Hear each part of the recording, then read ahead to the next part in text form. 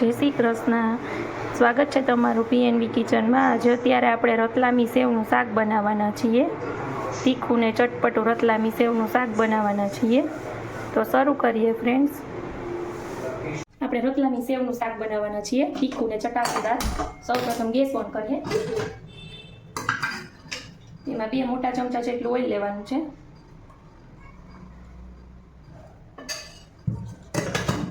તેલ ગરમ થઈ ગયું છે. હવે એમાં આપણે રાઈ નાખશું. 5 ચમચી રાઈ, 5 ચમચી જીરું, ચપટી હિંગ, આદુ મરચાં અને લસણની પેસ્ટ છે 1 ટેબલસ્પૂન એ એડ કરશું. 1 નંગ નાની ડુંગળી છે બારીક કાપેલી એ એડ કરશું. મિક્સ કરીએ.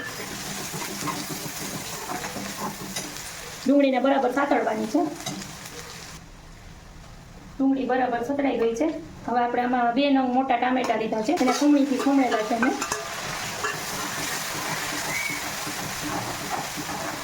બધું મિક્સ કરીએ. હવે ટામેટા ચડે ત્યાં સુધીમાં આપણે એક મસાલો રેડી કરવાનો છે. હવે આપણે 4 ચમચી જેટલું દહીં લીધું છે, એમાં અંદર મસાલા કરવાના છે. સ્વાદ પ્રમાણે નિમક એડ કરશું. 1/2 ચમચી લાલ મરચું, 5 ચમચી હળદર, 1 ચમચી ધાણા જીરું પાવડર, 5 ચમચી ગરમ મસાલો એડ કરીને મિક્સ કરી લઈએ.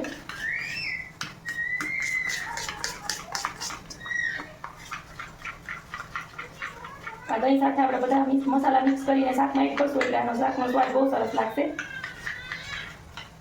એ પણ એડ કરીએ.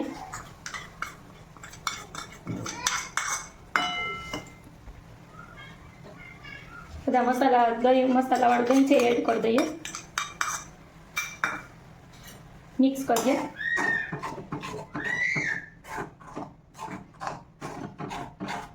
હવે આપણે આમાં થોડુંક 1/2 ગ્લાસ જેટલું પાણી એડ કરશું.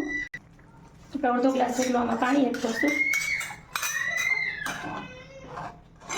હવે આને બરોબર સરસ તેલ છૂટું પડે ત્યાં સુધી આને ચડવા દેવાનું છે ધીમા ગેસે. આપણું શાક રેડી છે, ચેક કરી લઈએ. સરસ તેલ છૂટું પડી ગયું છે.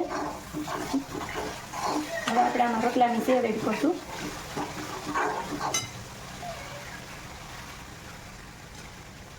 નાનો બાઉલ જેટલી એડ કરેલી છે.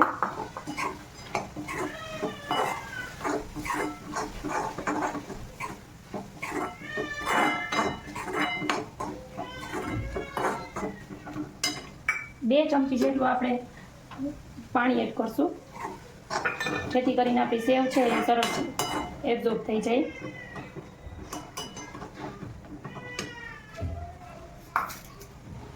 ફ્રેન્ડ્સ, આપણું શાક રેડી છે, જોઈ શકો છો તમે.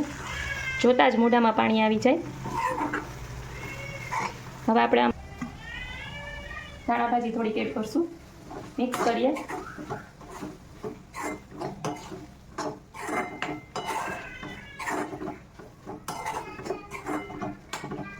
આપણું શાક રેડી છે ફ્રેન્ડ્સ. આપણું શાક રેડી છે, રતલામી સેવનું શાક.